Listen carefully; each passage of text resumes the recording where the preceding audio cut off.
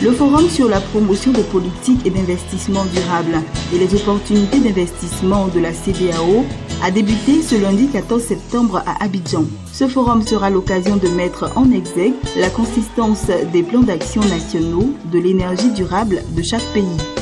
Ce forum que nous initions ce matin est d'une importance capitale pour la région de la CEDEAO.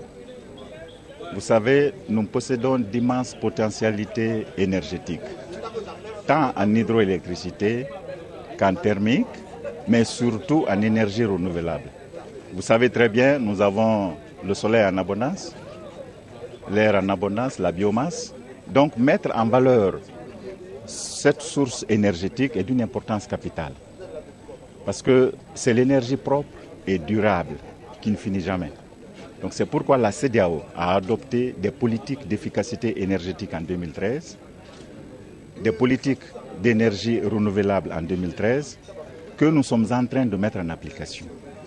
Dans cette politique énergétique, il a été demandé aux États membres d'établir des plans nationaux d'énergie renouvelable et d'efficacité énergétique que nous allons valider à cet important forum et aller vers les investissements. Parce que tout projet a besoin d'être financé. Donc il faut intéresser les investisseurs à cette importante source d'énergie renouvelable. Nos partenaires techniques et financiers qui sont présents nous accompagnent dans ce processus. Représentant le ministre du Pétrole et de l'Énergie ivoirien, Fatoumata Tess s'est réjouie de cette initiative.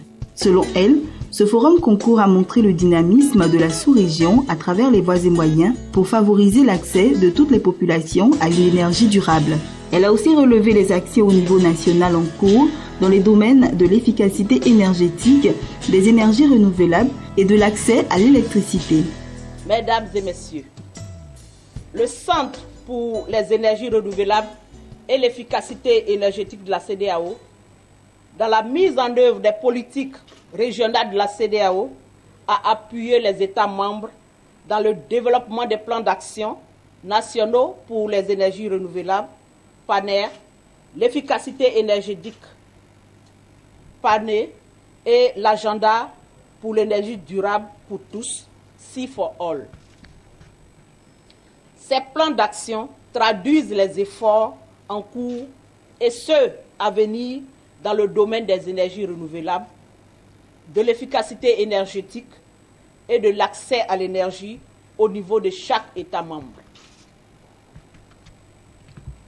Au plan national, d'importantes actions sont en cours dans les domaines de l'énergie, de l'efficacité énergétique, des énergies renouvelables et de l'accès à l'électricité.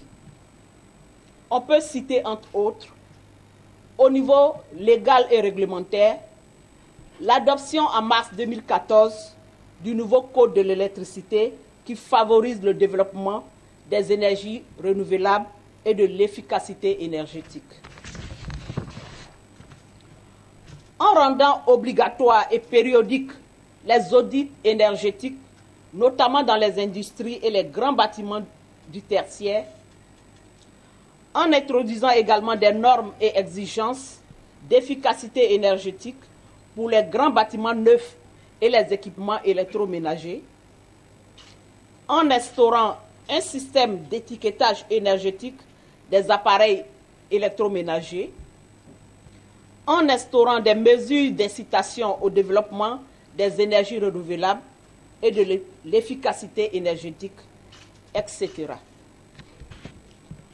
Au niveau des énergies renouvelables, le projet Biokala en cours de négociation qui vise à installer une centrale à biomasse de 2 fois 2 MW en 2018.